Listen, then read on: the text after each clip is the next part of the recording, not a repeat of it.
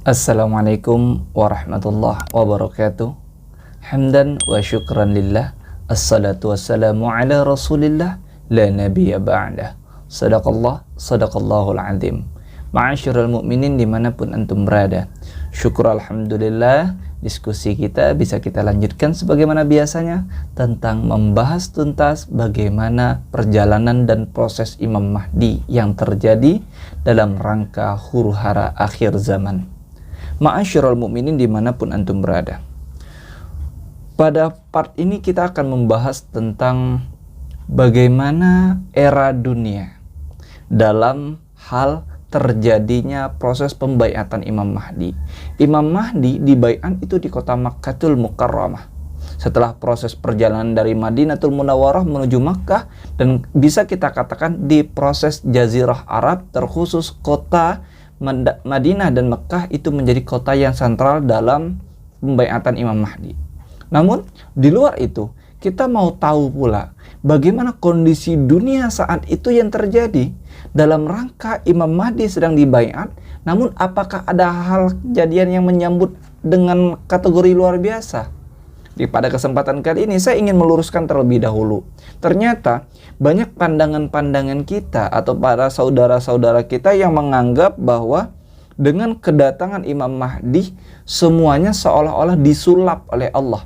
Disulap dalam artian berubah dalam waktu sekejap, dunia menjadi aman, dunia menjadi damai, dunia menjadi sejahtera, semua kehidupan menjadi makmur. Seakan-akan mereka berpikir seperti itu. Jadi tidak mengatakan bahwa semuanya itu salah, bukan. Kita mengatakan bahwa tidak semudah itu, alias ada proses-proses tahapan yang harus dilalui masyarakat dunia. Karena pada dasarnya, kalau kita melihat hari ini, ada 3 fitnah besar yang terjadi di dunia kita. Yakni pertama ada materialisme, ateisme, dan zionisme. 3 fitnah terbesar ini sudah merambah ke relung-relung setiap pemerintahan dan kenegaraan. Banyak orang sudah berpikir materialisme. Ada konsep zionisme yang terjadi di dalamnya. Bahkan ada juga ateisme yang sudah mewabah. Seakan-akan itu hal yang biasa. Dan ini adalah fase-fase di mana kita harus mengetahui dan melihat secara utuh bahwa ternyata Imam Mahdi nanti pun datang bukan serta-merta hal-hal begini langsung hilang. Bahkan dijelaskan pula kondisi umat manusia pada saat itu, yakni dalam kondisi ibaratkan orang yang sedang sakit parah. Sakit yang benar-benar akut, yang bisa dikatakan bahwa tidak bisa lagi merasakan betapa indah dan nikmatnya iman dan Islam. Umat manusia sedang tidak bisa merasakan nikmat iman dan Islam. Mengapa ini terjadi? Karena ini sudah menjadi kajian umum di karangan para ulama dan tokoh-tokoh dunia mengatakan bahwa beratnya kebanyakan umat Islam untuk meninggalkan ideologi demokrasi, ideologi nasionalisme, kepartaian, dan fanatisme golongan ini sehingga mereka sulit. Sebagian ulama menganggap bahwa ini sudah terkategori berhala-berhala baru yang disembah dan diutuhkan, bahkan dikultuskan. Tidak ada yang lebih bagus, tidak ada yang lebih indah selain pada konsep-konsep ideologi-ideologi mereka tadi.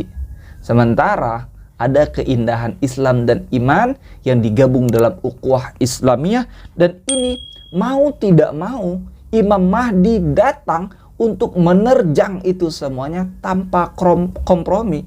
Sehingga sikap tegas tanpa kompromi tersebut mengundang seluruh kekuatan yang anti kepada Islam. Mereka mengatakan bahwa nasionalisme itu adalah harga mati, tentang ideologi kepartaian harga mati, tentang bagaimana demokrasi harga mati, sementara mereka tidak melihat Islam secara utuh, Islam secara kafah, yang berakibat apa? Ketika Imam Mahdi datang dengan konsep ala minhajin nubuwah, sebagaimana yang ditentukan di dalam pada masa Nabi atau ditentukan di dalam Al-Quran dan As-Sunnah, para golongan-golongan ini kompak bersatu. Mereka menjadikan Imam Mahdi sebagai target utama dalam pembunuhannya.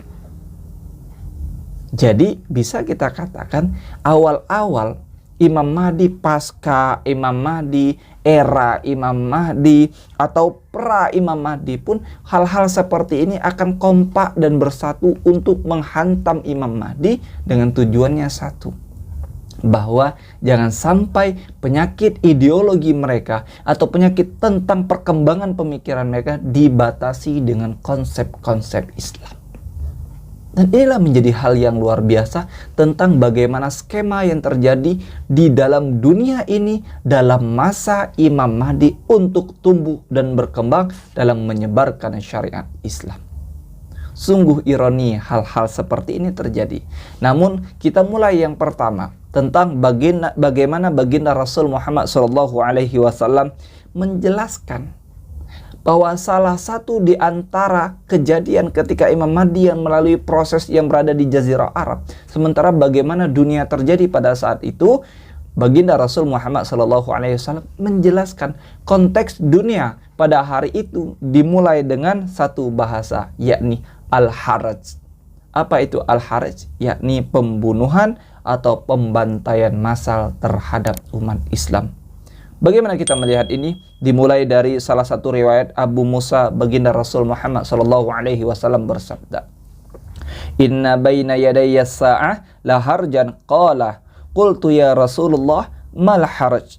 Qala, al-qatlu. Faqala ba'dul muslimina ya Rasulullah, inna naqtulul an fil amil wahid minal musyrikina kadza wa kadza. Faqala Rasulullah sallallahu alaihi wasallam, laisa biqatlil musyrikin walakin yaqtulu ba'dukum ba'dah hatta yaqtula ar-rajulu jarah wa ibna ammihi wa dha qarabatihi. Faqala ba'dul qaumi ya Rasulullah wa ma'ana uqulana dhalikal yawm. Faqala Rasulullah sallallahu alaihi wasallam, la tunza'u uqulu aktsari dzalika az-zaman wa yakhlufu lahu haba'un minan nas la uqula lahum. Thumma qala al-Asy'ari, waymullah inni la azunnuha mudkirati wa iyyakum waymullahi mali wa lakum minha makhrajun in adrakatna fima ahida ilaina nabiyuna sallallahu alaihi wasallam illa an nakhruja kama dakhalna fiha. Dalam hadis yang panjang ini baginda Rasul sallallahu alaihi wasallam menjelaskan bahwa menjelang hari kiamat nanti akan terjadi suatu peristiwa yang luar biasa, yakni al-harj. Abu Musa bertanya kepada baginda Rasul, "Ya Rasulullah, apakah al-harj itu?" Beliau menjawab, itulah pembunuhan. Maka para sahabat yang turut mendengar perbincangan itu bertanya kepada Rasulullah. Jadi mereka datang langsung berkumpul ketika baginda Rasul menjelaskan al-haraj. Baginda Rasul mengatakan pembunuhan, sahabat langsung berkumpul. Wahai Rasulullah, bukankah kami dalam setahun ini juga pernah membunuh orang-orang musyrik sebanyak sekian dan sekian, kurang lebih ribuan dan segala macam? Beliau menjawab, bukan hal itu. Tetapi sebagian kalian akan saling membunuh dengan sesamanya. Bahkan seorang laki-laki akan membunuh tetangganya, keponakannya, dan pemilih lainnya.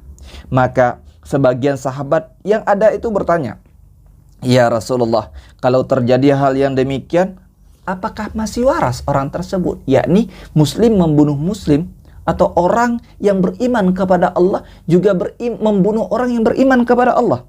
Nah, pada saat itu baginda Rasul menjawab, tidak, saat itu kebanyakan akal-akal mereka sudah dicabut alias tidak waras lagi, dan sebagai gantinya teror membabi buta terjadi di mana-mana sehingga manusia seperti debu-debu yang dikibaskan. Kemudian Abu Musa al-Asy'ari berkata, demi Allah, aku merasa hal itu seolah-olah akan terjadi pada diriku dan pada kalian. Demi Allah, tidak ada jalan lagi bagi aku dan kalian jika menempati masa seperti itu yang telah dipesankan oleh baginda Rasul kita, kecuali kita harus bisa keluar sebagaimana kita masuk. Hadis ini riwayat Ibnu Majah di dalam kitab Al-Fitan nomor 3959 dengan para perawi yang thiqah. Sunan Ibnu Majah pada bab 2 halaman 1309 dan Ahmad dalam Musnad Asy-Syamiyyin pada hadis nomor 16826. Jadi di sini baginda Rasul menjelaskan ada satu fase umat manusia, yakni disebutkan dengan fase haraj. Al-haraj ini ditanya oleh sahabat-sahabat lainnya, ya Rasulullah, Apakah hal-hal seperti ini bukankah membawa pemikiran manusia kepada hal yang bodoh, alias orang tersebut udah nggak waras lagi? Masa membunuh keluarga, membunuh famili, membunuh orang-orang yang sama beriman, padahal keluarganya itu sama-sama muslim? Apakah nggak waras lagi ya Rasulullah? Dijawab Rasulullah adalah orang tersebut sudah diangkat kewarasannya, alias kewarasannya sudah berkurang. Bahkan bisa jadi sudah ada error human atau human error yang terjadi pada orang tersebut, sehingga hal tersebut sudah dianggap biasa dan terjadi pembunuhan massal. Kalau ini didengarkan di kita sekarang, mungkin kita menganggap ini hal yang biasa. Sementara pada fase itu 1400 tahun yang lalu atau 1400 Hijriah yang lalu, baginda Rasul menjelaskan fase itu, ternyata kita sudah menempati fasenya.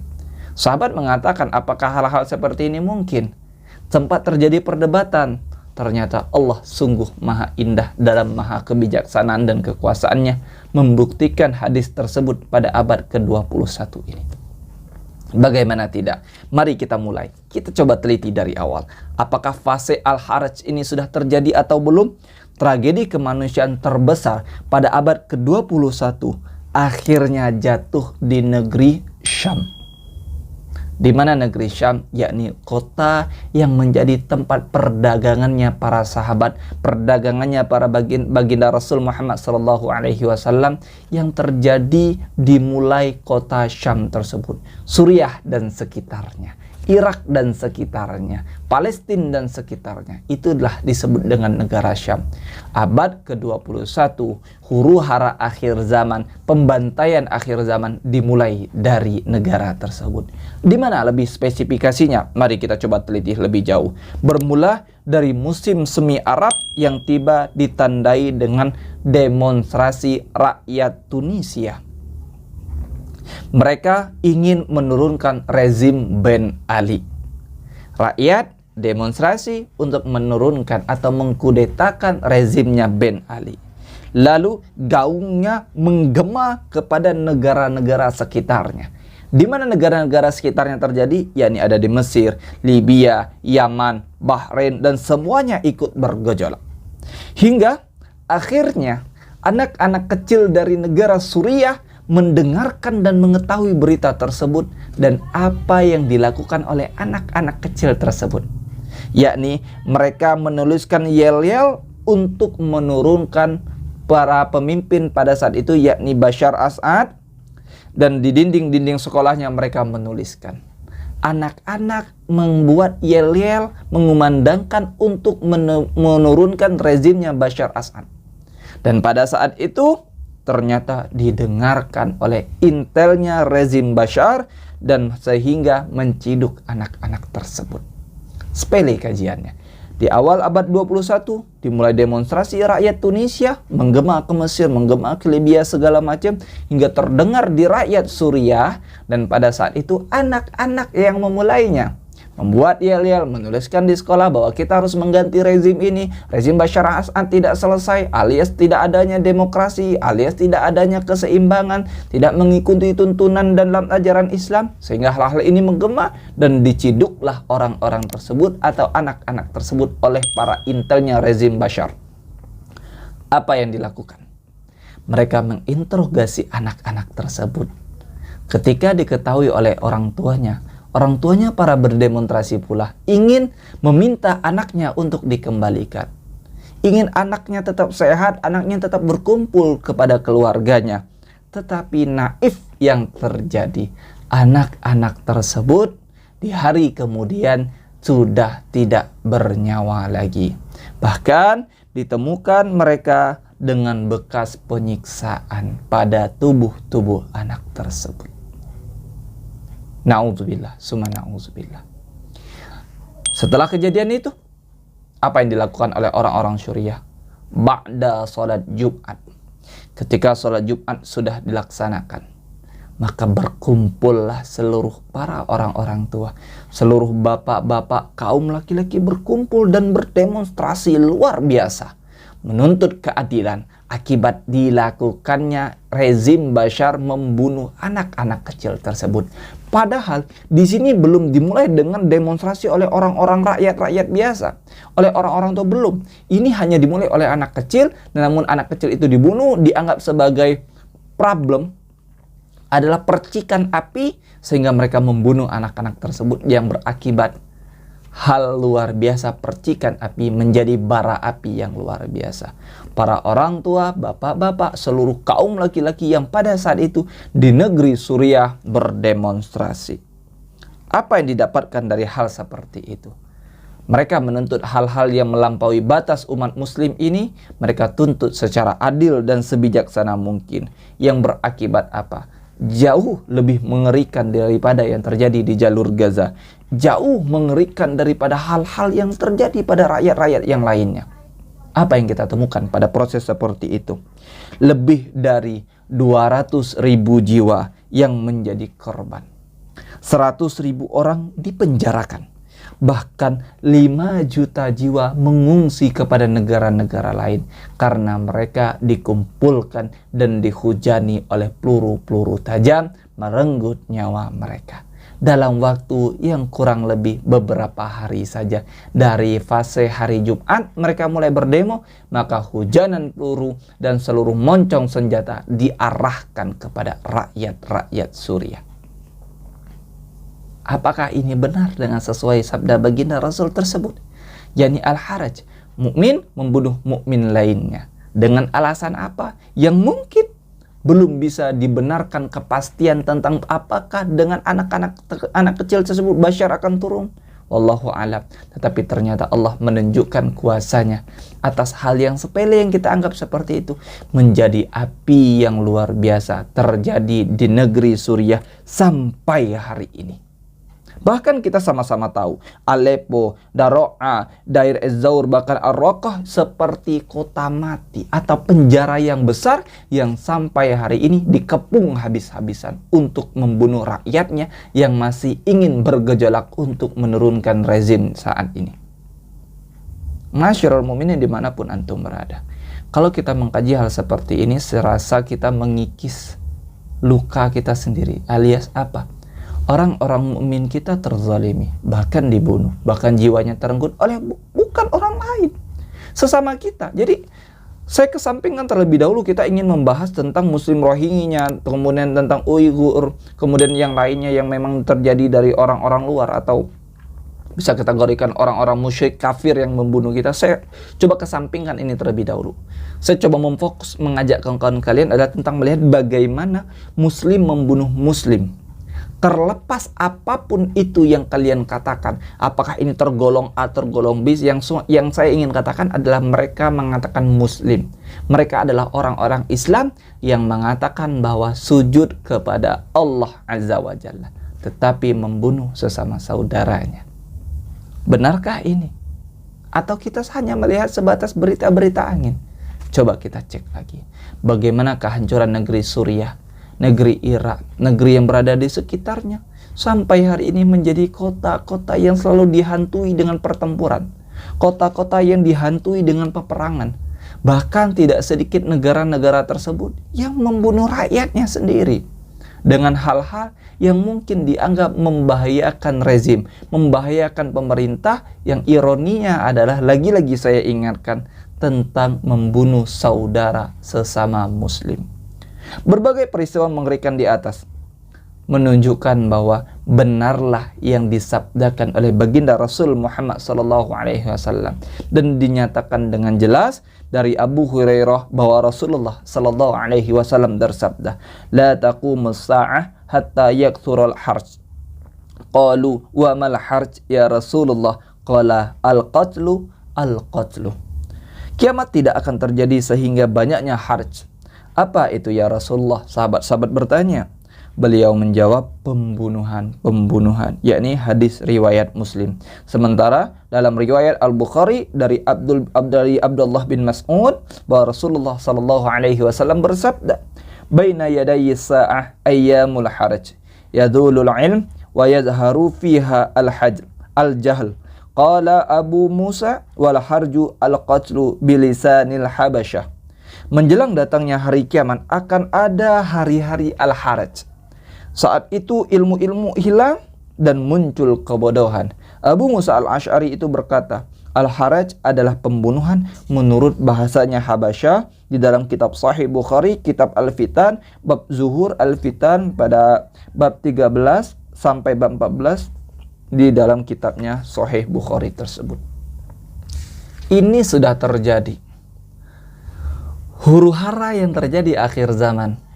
Imam Mahdi kita tunggu memang kedatangannya sebagai pengubah. Namun doktrin-doktrin yang sudah terjadi di umat manusia hari ini, nasionalisme, demokrasi, partai, Zionis, kemudian kita mengetahui lagi tentang bagaimana materialisme, ateisme, bahkan kaum Lut pun sudah datang dari bangsa-bangsa Samud, yakni LGBT dan segala macamnya. Kita memulai dengan fase al-haraj yang dijelaskan baginda Rasul. Belum kita mulai kepada fase-fase selanjutnya. Dan ini mengingatkan kita bahwa bukan serta-merta ketika kedatangan Imam Mahdi kita mengatakan kondisi kita sedang aman-aman, dalam artian umat manusia tersebut ya bisa dikategorikan ada negara yang aman. Tidak. Setiap negara punya problemnya tersendiri. Setiap wilayah punya permusuhan, keributan, peperangan tersendiri yang mungkin diartikan dengan definisi yang berbeda-beda. Mungkin negara A ada permasalahan yang terjadi, negara B ada permasalahan yang terjadi. Cuman satu hal yang ingin saya tarik secara umum, dunia hari ini sudah menyaksikan yang disebut oleh baginda Rasul Muhammad SAW, yakni kejadian al-haraj, yakni pembunuhan dan pembantaian massal sudah hal yang biasa kita dengarkan dan kita lihat di sekitaran kita. Dalam hadis lain baginda Rasulullah SAW bersabda, sebagian umatku yang dirahmati mereka tidak dihisab dan tidak disiksa sama sekali di akhirat nanti. Siksa yang pernah dialaminya adalah pembunuhan, gempa, dan fitnah. Hadis riwayat Al-Hakim disahihkan oleh dan disepakati oleh Az-Zahabi dan disahihkan pula oleh Albani. Baginda Rasul mengingatkan pada fase terakhir ini, saya sampaikan bahwa insya Allah ketika kita mengadakan atau kita bertemu dengan hal-hal seperti ini, maka beruntunglah orang-orang seperti itu. Mengapa baginda Rasul mengatakan bahwa mereka tidak dihisab dan disiksa, melainkan mereka sudah mendapatkan surga yang dijanjikan oleh Rasulullah, surga yang dijanjikan oleh Allah, karena mereka sudah mendapatkan siksaan sebelum mereka wafat. Alias mereka di fase al-haraj, mereka menuntut kebenaran mereka menuntut hak mereka, tetapi apa yang mereka dapatkan? Yakni pembantaian dan pembunuhan massal, yang semoga Allah selalu melindungi kita dan semoga huru-hara akhir zaman ini cepat mereda dengan bagaimana kesadaran iman dan Islam, dan Allah mengembalikan pemikiran-pemikiran Islam sebagaimana dahulu kita menikmati keindahan-keindahan Islam dalam persaudaraan dan perdamaian. Insya Allah kita akan melanjutkan bagaimana huru-hara akhir zaman ini dalam metode-metode yang mungkin sederhana yang ingin saya sampaikan, bahwa sekeliling kita sedang terjadi atau sudah terjadi hal-hal yang disebutkan oleh baginda Rasulullah SAW. Semoga Allah selalu memberikan hidayah. Kepada Allah saya mohon ampun dan kepada manusia saya mohon maaf. Akhirul kalam. Assalamualaikum warahmatullahi wabarakatuh.